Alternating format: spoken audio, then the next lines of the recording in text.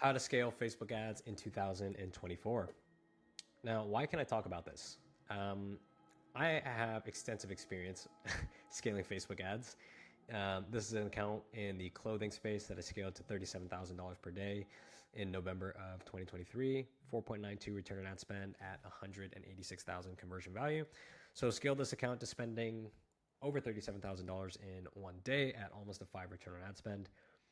Honestly, the return on ad spend is not super important for those of you guys that are advanced marketers. In-platform attribution, especially for brands of this size, means basically nothing. Just know that if I spent $37,000 for a brand or on an account, that it's very likely that it went well and that they had the money to spend that. Otherwise, I'd be in some deep shit, right? So that's why I could talk about this, just because I've scaled accounts to spending it's not $1 million a day, but I think it's a good amount, right? And it's a lot. It's a certain level of spend that I think a lot of dropshippers or e-commerce brand owners would be happy to spend profitably in a month, right? So let's talk about the old methods. Now, there's a lot of misinformation, unfortunately, online when it comes to how to scale Facebook ads. A lot of dropshippers, a lot of gurus teaching methods that honestly they don't make sense. I mean, they work in the short term, but they're just completely outdated and just far inferior to the new method that I'm about to show you in this video. So let's talk about the old methods: duplicating winning ad sets 5 to 10 times, otherwise known as horizontal scaling.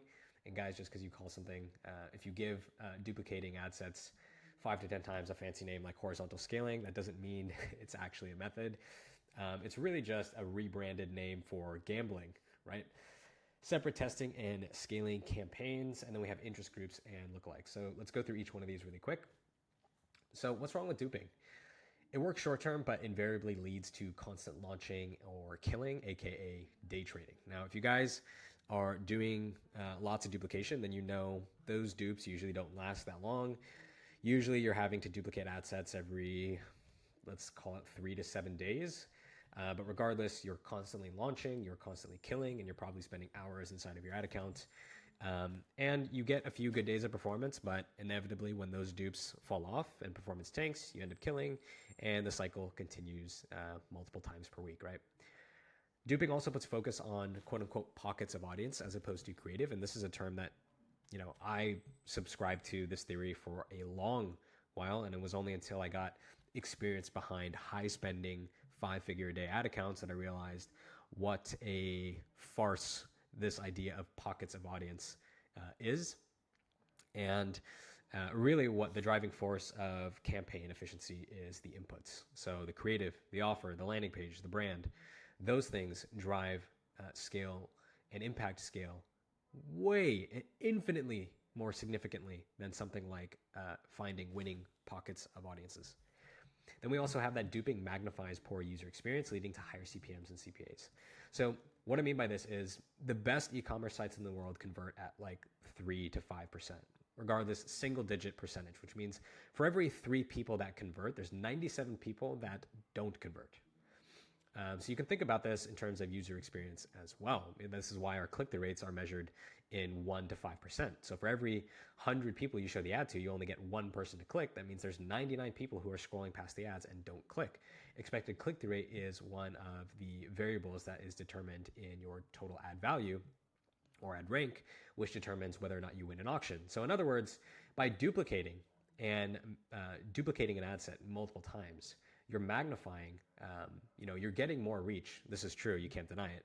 And it does work in the short term, but you're also magnifying that poor user experience. Because now instead of having one ad set where you're getting 3 clicks every 197 people who hate the ad, you're getting times 2 of that. So you're getting, instead of 3 clicks, you're getting 6 clicks, but now you're getting 97 times 2 of people who don't care for the ad, which leads to higher CPMs and higher CPAs. What's wrong with testing and scaling campaigns? So testing and scaling campaigns, it sounds really nice in theory, but the truth is there's a very low success rate. And I don't really have any screenshots here to show you, but just test it out on your own account. You guys have probably tested this before, but there's a low success rate when you transfer winners from testing to scaling. And the reason for that is because new ad tests don't have to earn spend against other winning variables. If I want an ad test to spend $1,000, I can make it spend $1,000. I just set the individual ad budget and let it rip. And that ad creative never has to earn spend. against another creative. I can A/B test them in separate campaigns, but the truth is, it's never having to go up against a creative up until the point I throw it into a scaling campaign. And that's why when you throw it into a scaling campaign, you see that that creative actually was not worthy of scaling and it flops. So it's really, just the fact that the ad tests don't have to earn any spend against other winning variables in your account. And then lastly, it just overcomplicates the account. Like, why create more headaches than you need to? Why make scaling more difficult than you need to, right? If you can do everything as simply as possible, then why not? Why overcomplicate and have multiple testing and scaling campaigns and crossing over campaigns, ad sets and ads into other campaigns, ad sets and ads? It's like, if you want to, you can do that, but there's just easier ways to scale accounts. What's wrong with interests? So interests, people get grouped into interests for engaging with pages. If you read the definition, it's people who engage with a certain page, regardless of positive or negative. So Meta doesn't actually tell you whether those interactions with pages are positive or negative. So for example, a guy who hates cats comments on cat posts, F cats, right?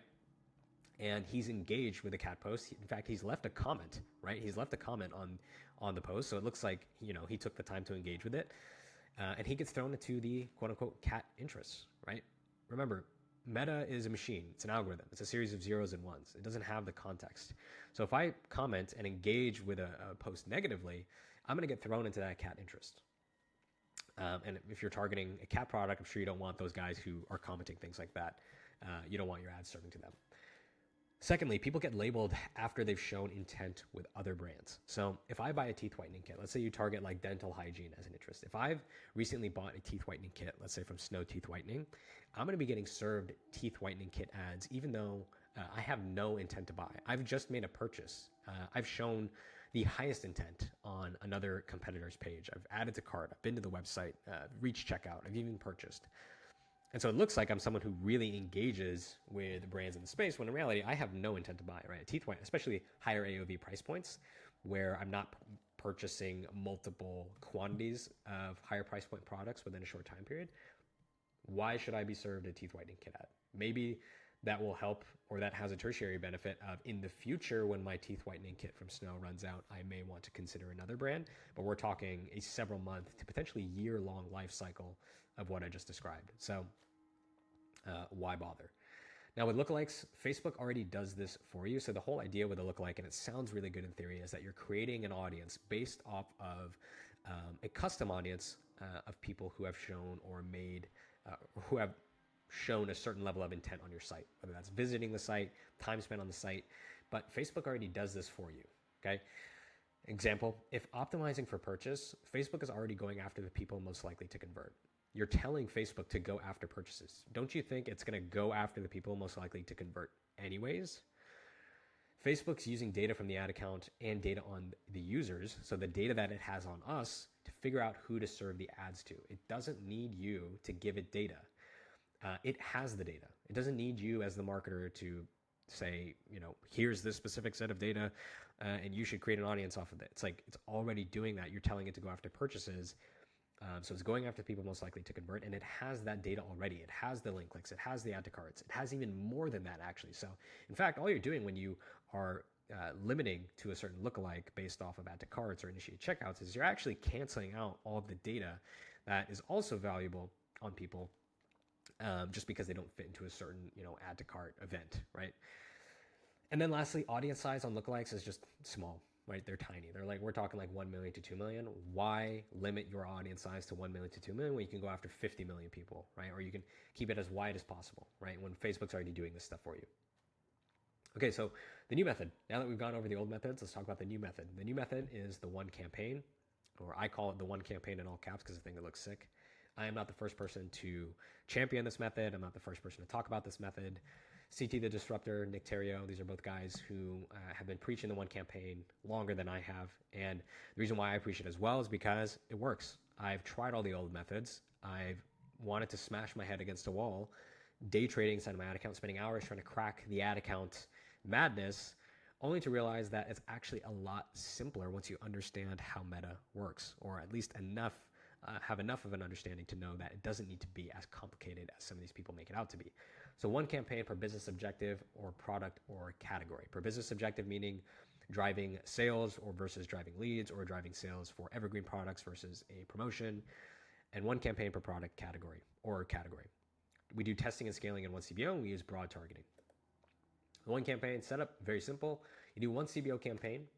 You have one winners ad set, and that contains, by winners, we define winners as anything or any ad creative that is producing at target that also has a high volume of spend. High volume of spend is going to be relative to your account, but if you are someone who is trying to migrate from any of the old methods into this new method, what you can do is open up your ad account, filter by maximum time frame, filter by amount spent, find ads with a high volume of spend, also producing conversions at your target CPA. Take the best ads with the highest spend and the best CPA, get like 3 to 5 of them, throw them into the winners ad set.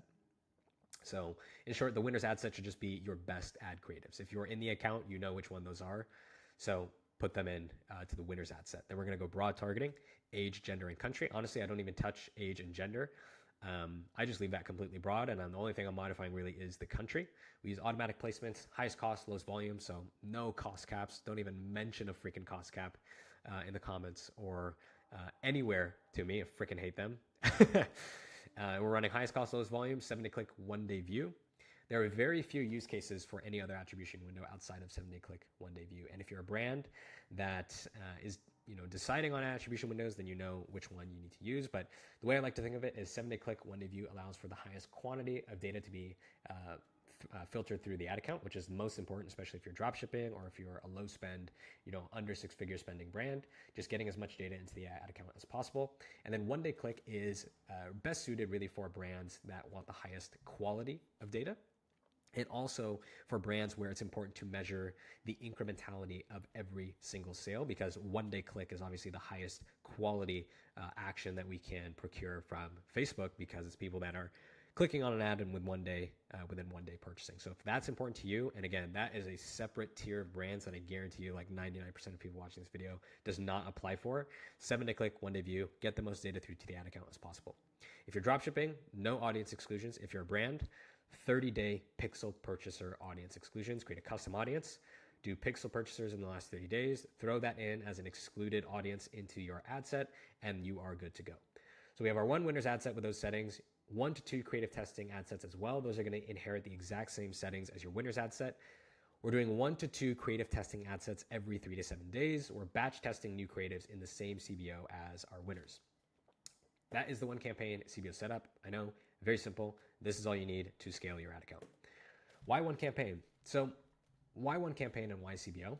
Well, advantage campaign budget or campaign budget optimization, as defined by Meta, is one central campaign budget that continuously distributes in real time to ad sets with the best opportunities throughout the course of your campaign. So in other words, when we launch a creative testing ad set alongside our winners ad set or against another ad set containing our best performers, the test ad sets have to earn spend by Meta's definition by way of creating better opportunities than your winners. The winners ad set keeps spend going to your best ads. Profitable scale equals increasing the volume on what's working while mitigating volume on what's not working. So if I'm doing, a separate testing campaign and a separate scaling campaign, the testing campaign, well, if I'm testing, then by definition, those are variables that I'm testing that are unproven or are not producing a certain type of result. So if I'm forcing spend, if I have a separate testing campaign where I'm forcing spend into unproven stuff, I'm invariably going to waste a lot of spend on unproven stuff. The reality is that the majority of testing does not produce winners. If the majority of testing did produce winners, then we'd all be freaking millionaires and not watching videos like these, right? So when we create test ad sets inside of the CBO campaign and we, by definition, only allow for spend to allocate into those test ad sets when they create better opportunities than the winners, we're mitigating spend on those bad and underperforming ad sets because they're not going to get spent unless they create better opportunities than the winners ad set. And then we also maximize how much spend we get out of winning tests, because if a test ad set is creating better opportunities than the winners, and let's say I'm running a $200 CBO budget, I might see $100 going to that test ad set. Whereas if I'm doing a test ad set and a separate testing campaign at like $10 to $20 a day, then I'm only going to get $10 out of that ad set. I'm going to have to wait 7 days before I get actual significant volume of spend through that test ad set. When in reality, it could be ready to scale much quicker, right? Okay, so like anything, focus is power. So if you've seen this graph before, on the left is you trying to do everything, and on the right is when you focus on one thing. Okay, and your ad account functions the exact same way. In fact, everything in life really functions just like this, and your ad account really is no different. So this is you trying to do everything, and this is not like a spiritual, like woo-woo type thing. This is like literal physics. I mean, it's not literal physics, but you get what I mean. You could go, if I have, let's say, 9 inches. That just did not come out wrong. If I have 9 inches, I can go 1 inch 9 different ways, or I can go 9 inches in one way. And like anything, focus is power, and the ad account is the exact same way. I can go $3,000 per day through one campaign and one set of high-performing ads, or I can do $200 on my best ads and $200 on the test ads and $200 in this ASC and $200 on this ABO campaign. And so like anything, really, focus is power. And when you focus on the one key thing, which is your best performing ads, and you focus on launching ad sets that have to create, by definition, better opportunities than your winner's ad set in order to get spend, your ad account becomes very streamlined and becomes significantly easier to scale. And lastly, you're also working with the AI and with Meta and the algorithm, right? And if the direction of media buying is going towards increasingly lower levels of control to the media buyer, then ultimately it's in your best interest to figure out how to leverage these tools to your advantage as efficiently and as effectively as possible.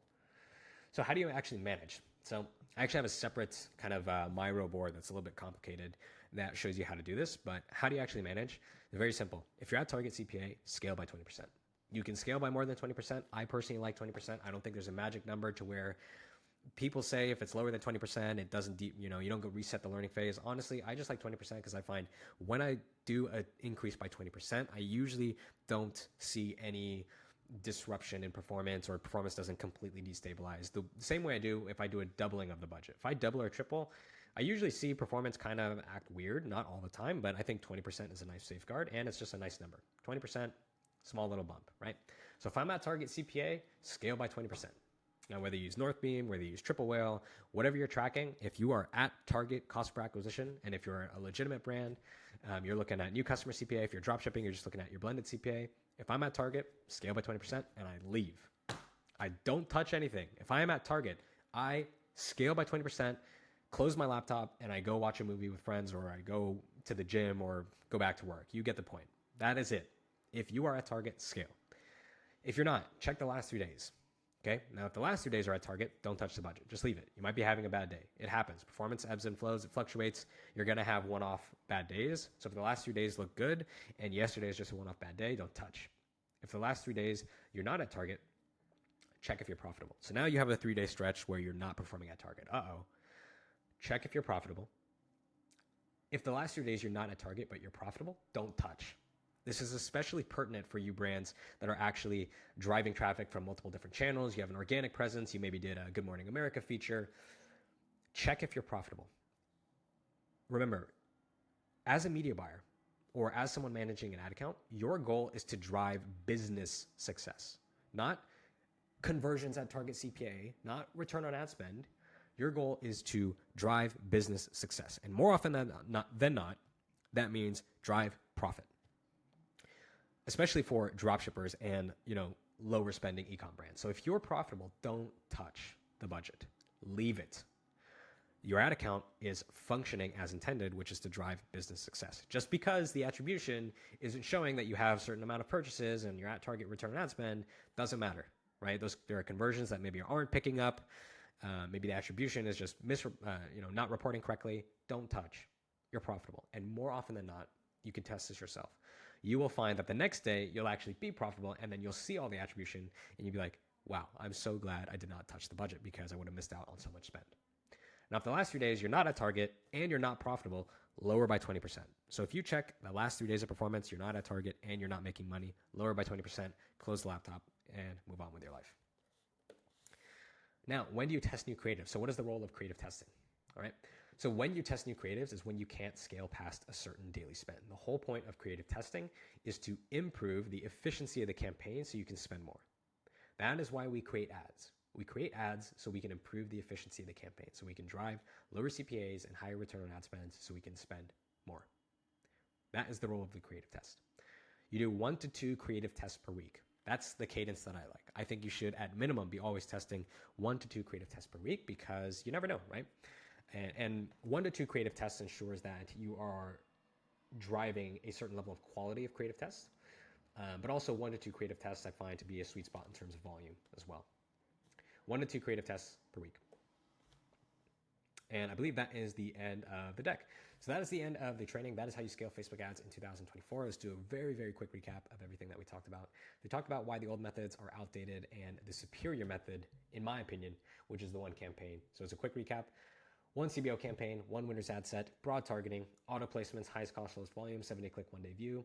You have your winner's ad set, and then you're launching 1 to 2 creative testing ad sets every 3 to 7 days. When it comes to scaling, you scale by 20% if you're at target. If not, you check the last 3 days. Depending on the last 3 days, you're either going to not touch the budget and leave it, or you're going to lower by 20%. That is how you scale Facebook ads in 2024 to spending $37,000 per day. It is really not that hard. It's actually quite simple, and this is the only training that you need to watch in terms of how to scale Facebook ads. Facebook ads amplify your business. If you're not getting the results you want in your ad account, chances are you're not giving Meta the correct inputs to generate the results that you want.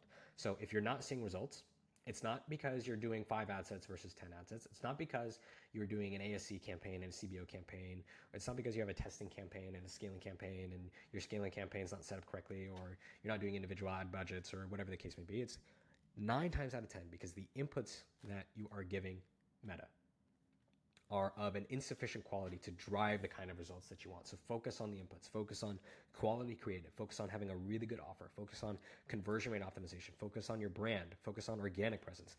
Those things will have a more significant impact on driving good results in your ad account than your ad account setup ever will. And that is it for this video, and I'm going to end it here. Thanks for watching. Hope you enjoyed this training, and I hope you try this out and see some great results with your account. Peace.